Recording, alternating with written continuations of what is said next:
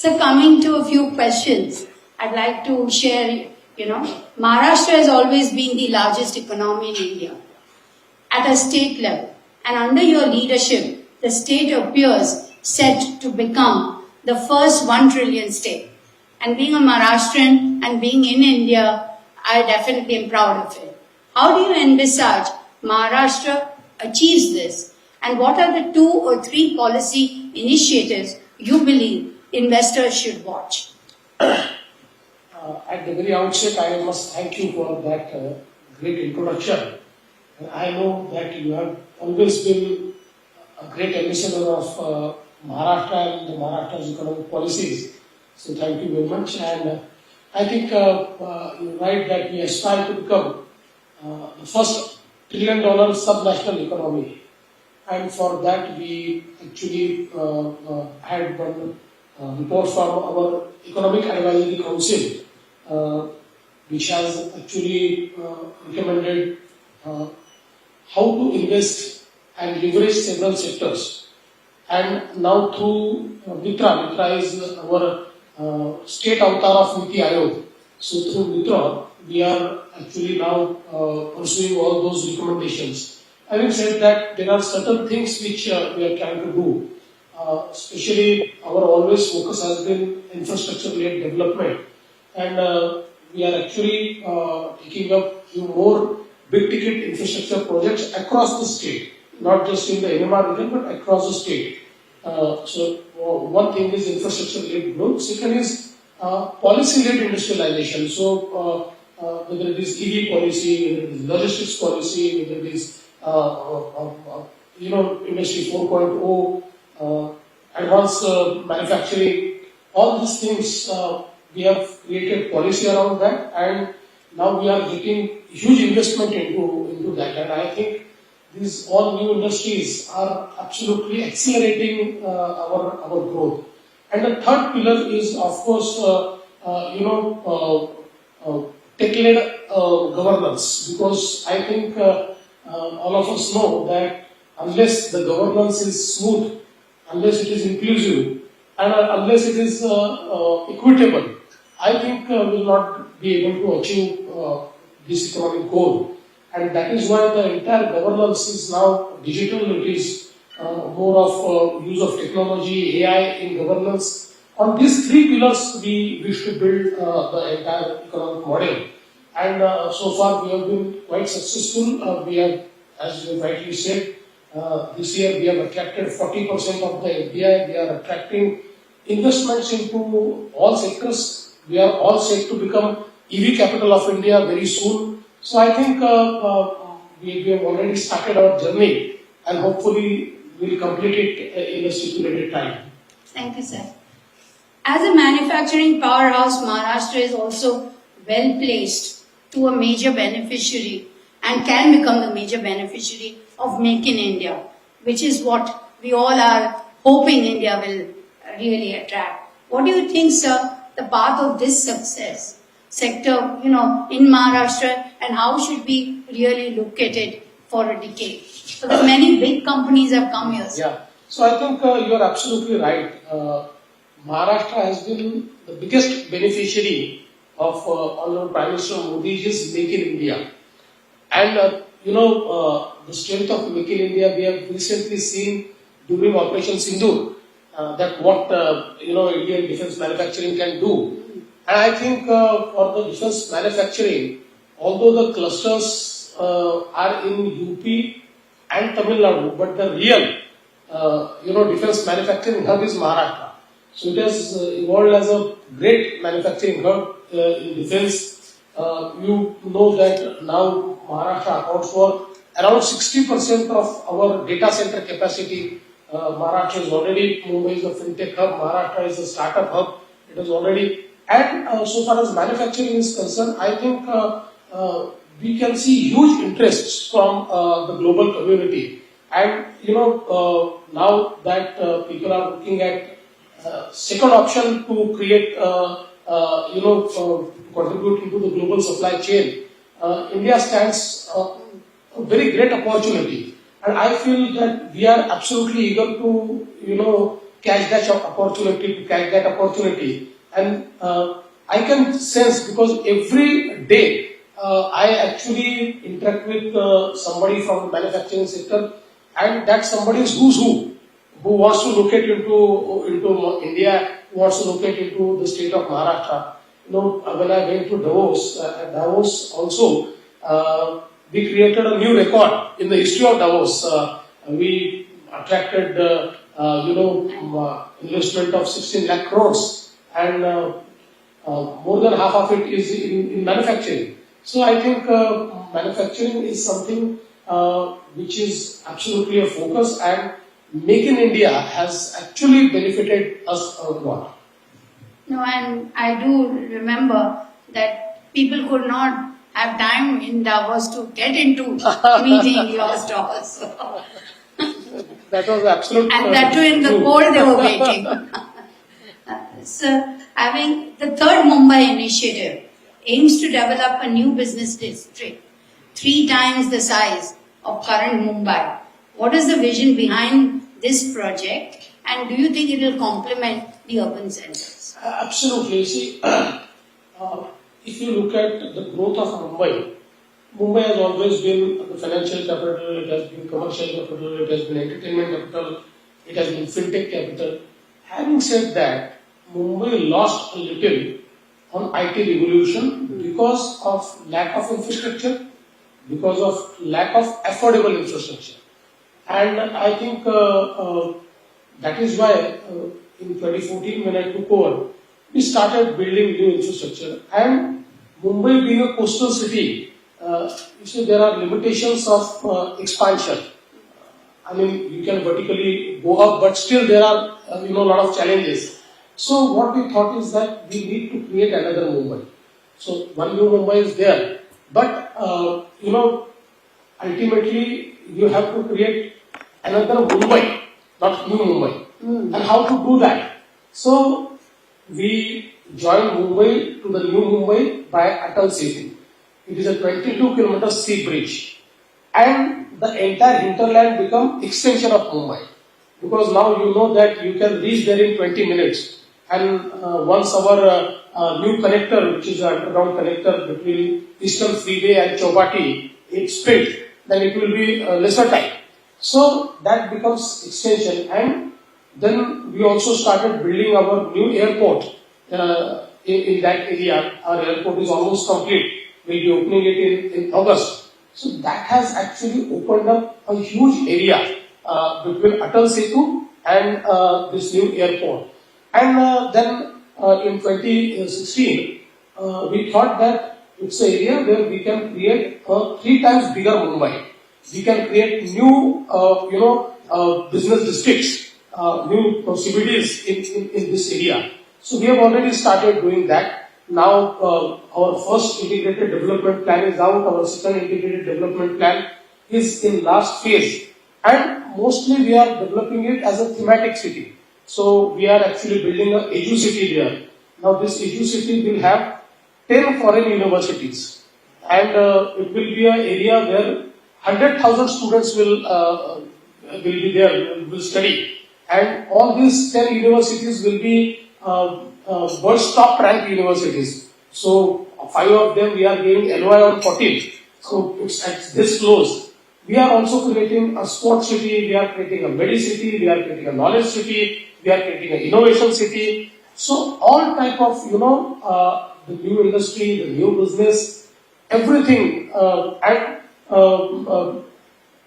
everything into innovation, everything will be there. So this entire new city, we call it third Mumbai because Mumbai, new Mumbai, and this will be third Mumbai.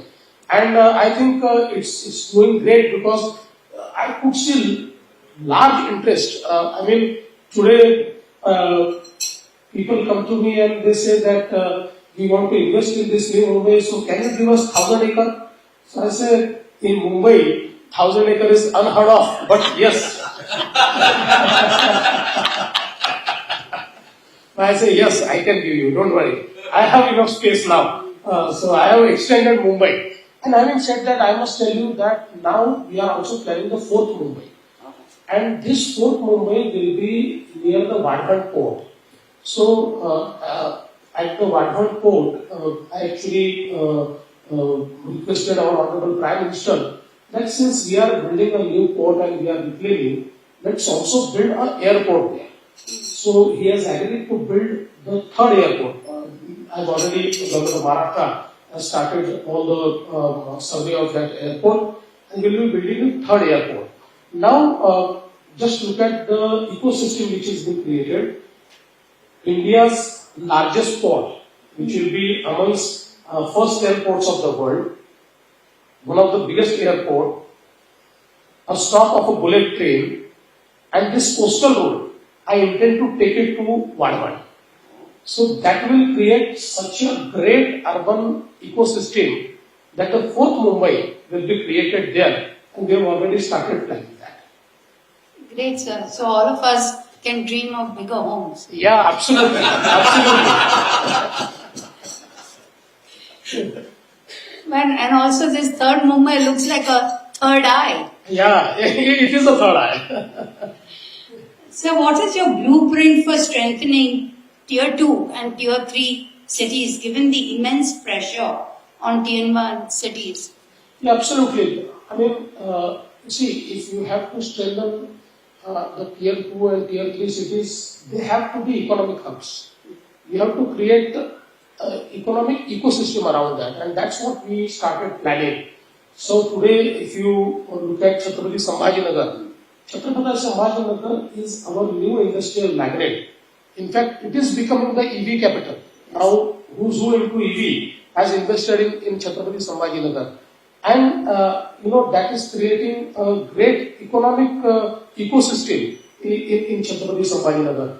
Gadchiroli is our new steel city, which we are creating. I mean, the next steel city of India will be Gadchiroli. Already, the investments worth 1 lakh crore have come into Gadchiroli. Nagpur is one more city where huge investments are coming. We are developing Nagpur. In the same way, we are developing Nashik. We are developing Dhule.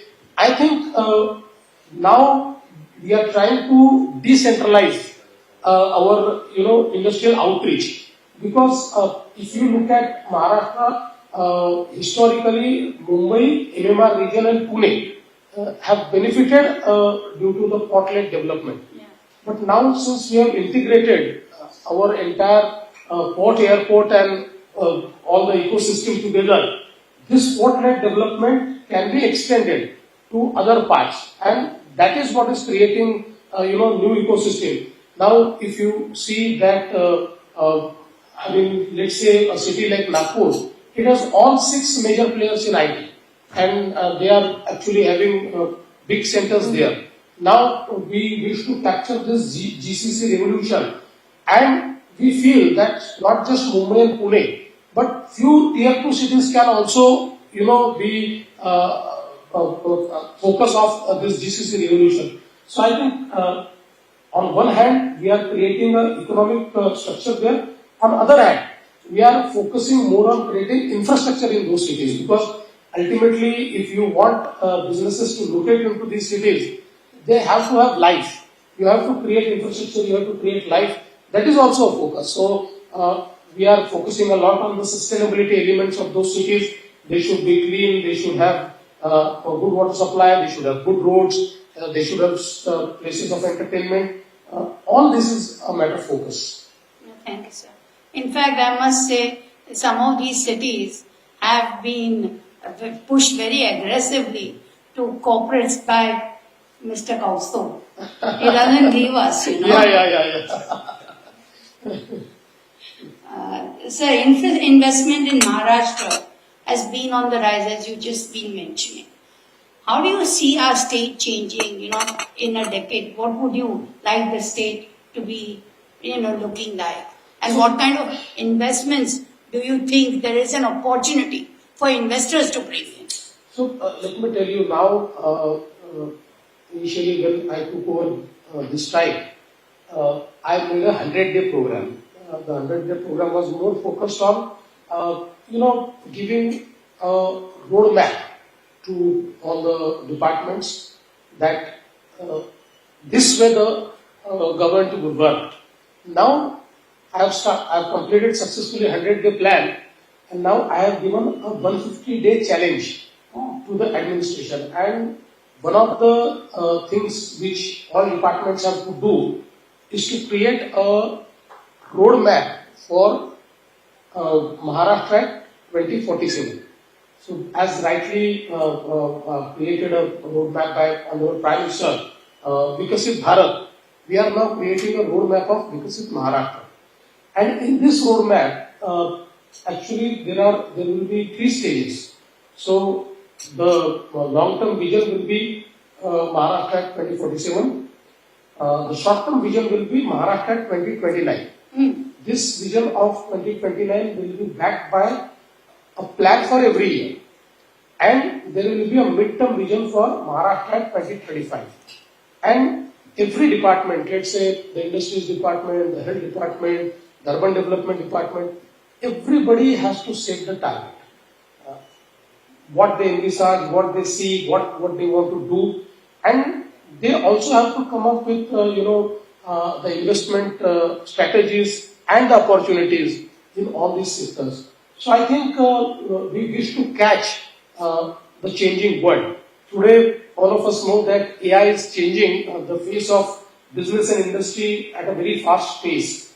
We are integrating now AI into our administration, in our governance, and we have given a task to all the departments that, look, you have to be future ready. So while creating this entire plan, you have to also assess what impact AI will have in your sector and how that will create new investment opportunities, how it will create new strategies. And I think that's what right now we are trying to do. And once we create this plan in 150 days, by 2nd of October, this plan will be ready. I would love to share it with people like you who can actually comment on that, and you can also advise us how to frame the strategies around that. Thank you, sir. In fact, what we really also was wondering, sir, now safety, governance, all of that, is important in the public delivery system. And one thing, at least as a woman, I feel very safe in Mumbai or in Maharashtra versus say, I won't want to say, but I wouldn't want to go and work in the capital. So, sir, how do you really, ensure with this kind of scale? How do you bring? Because that's something foreigners always worry about. No, I totally agree with you, and especially, now today it's more than the street crime. The cyber crime is something which is very important, because that's right. The way we are digitizing, the way we are using technology, I think at the same speed, these digital and cyber criminals, they are also advancing and upping their technologies. So I must tell you that we have created a cyber security center in Mumbai. I would dare to say that it is the most advanced center of the country.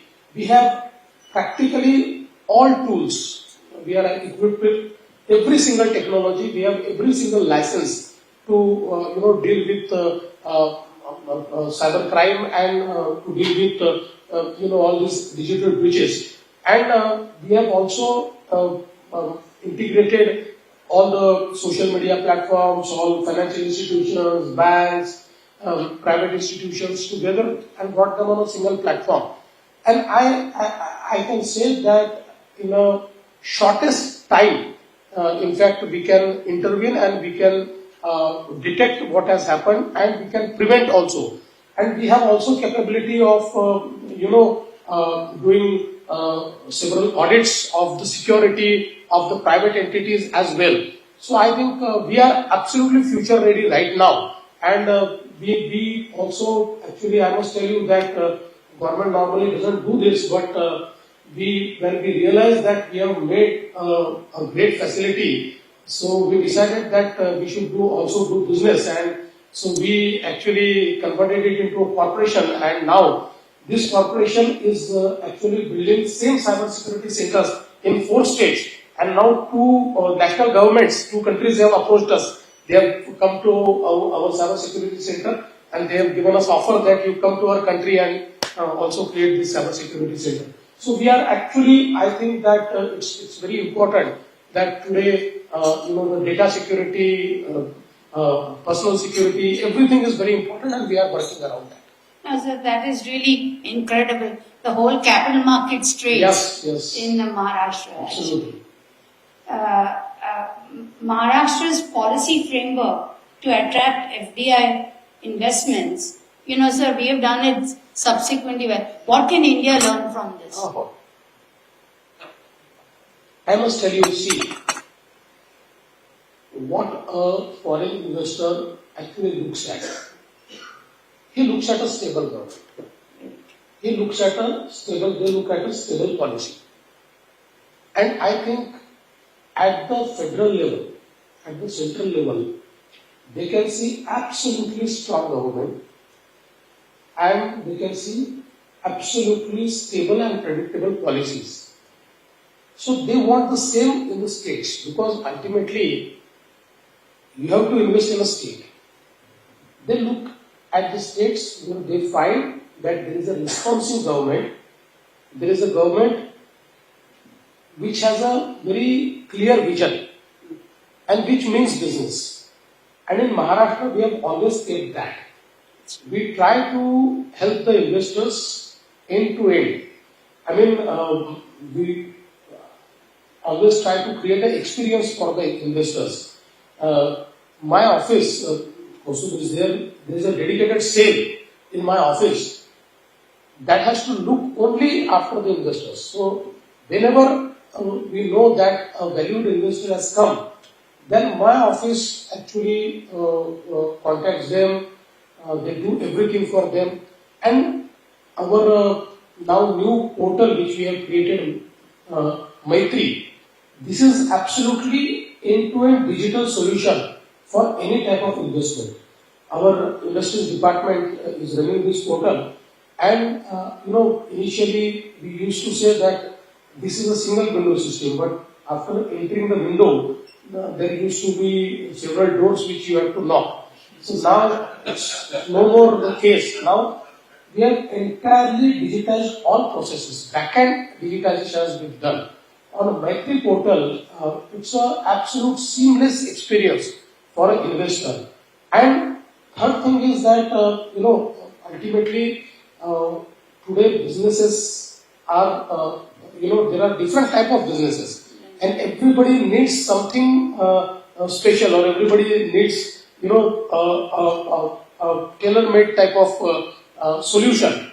And for that, we have been relentlessly working. So, our entire team from MIDC and our team from Industries Department, they sit with every single investor, we talk with them, we offer them, we tweak our policies for them, for good, not for everybody, but for good. If we feel that now they are adding value and we need to tweak our policies, we are ready to do that. And that is why I think the huge investors' interest has developed in Maharashtra. Also, you see, we have one of the biggest pool of land. It's a big land bank which we have in Maharashtra and in all parts of Maharashtra. That also helps us, so we are able to offer the land. I must tell you that in January in Davos we signed MOUs worth 16 lakh crore. 50% MOUs are already in total motion.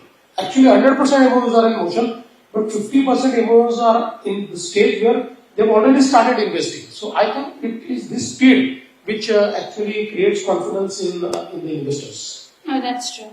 Sir, if you are okay, then I'll ask a couple of questions. Not a problem. Thank you, sir. Any questions? Yeah. Is there any mic or?